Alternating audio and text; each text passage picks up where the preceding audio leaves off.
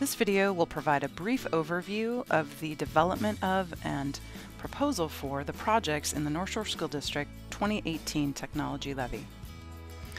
A core belief that underlies all of the work that has been done to develop the projects that you'll see and hear about in this presentation comes from our school board policy on diversity and equity. We believe it is a fundamental right of all students to have an equitable educational experience within North Shore School District programs and services. We are focused on closing the opportunity and achievement gaps and creating learning communities that provide supportive and enriching experiences for all North Shore students. These are guiding principles in the Technology Advisory Committee's development of the projects proposed for this levy cycle. Let's start with a little understanding of how levy and bond projects get created and proposed to the levy.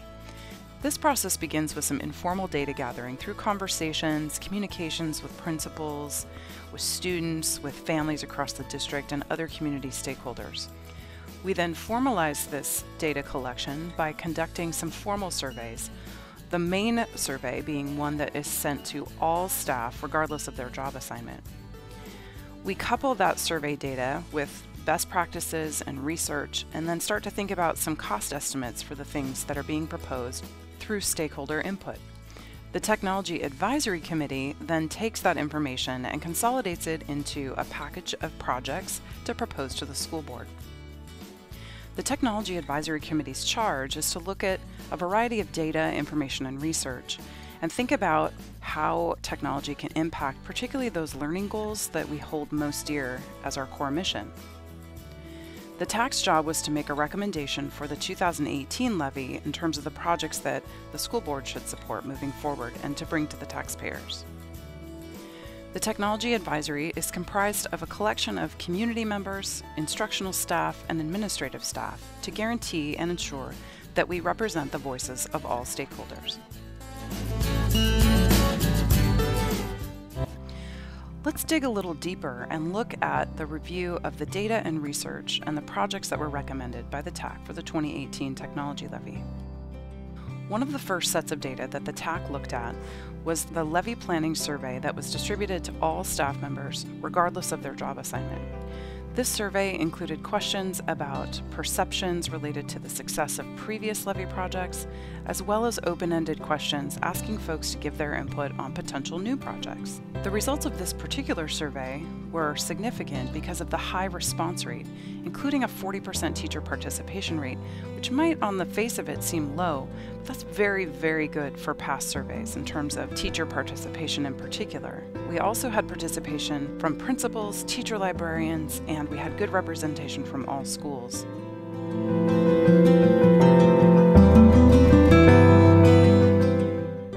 As mentioned before, we had a high percentage of teachers that responded to the survey, as well as a variety of other job positions represented in the results.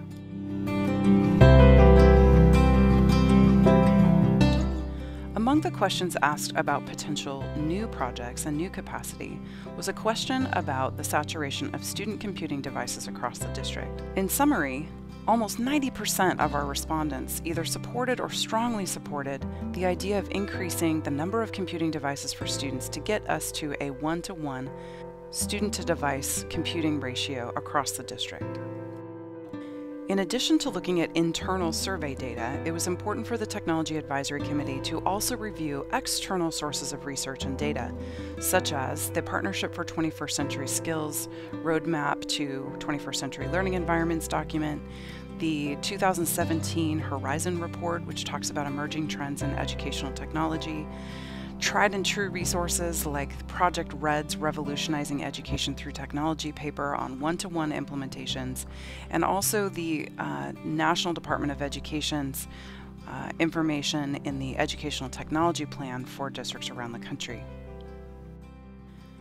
The TAC then took all of this information and through a variety of activities, meetings, discussions, and two-way communication between stakeholders and the committee itself, drafted a set of project recommendations that they then brought to the school board in the spring of 2017. Let's take a closer look at those proposed projects that the TAC recommended to the school board for approval in June through August of 2017. You can see a list of the proposed 2018 Technology Levy projects here. The list on the left represents projects that the Technology Advisory Committee felt would directly benefit our instructional programming. These include one-to-one computing access for students, an assistive technology program to help differentiate for students with and without IEPs and 504s, professional development, innovation support, staffing, and systems to support the instructional work that we do, such as data analytics, presentation systems, and a learning management system. There are also projects that fall in the less glamorous category of infrastructure and operations projects. Those include a new fiscal and HR system, print services, some technology support staff, and maintenance of our existing software infrastructure. Together, all of these projects comprise a foundational opportunity for us to reach our goals around the core mission of teaching all students to their best potential, as well as being a fiscally prudent business.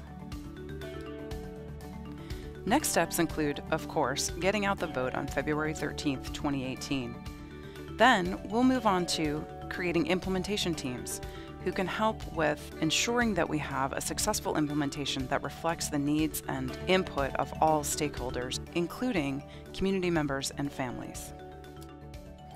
You can learn more about 2018 bond and levy initiatives by visiting our website at www.nsd.org/2018 bond levies.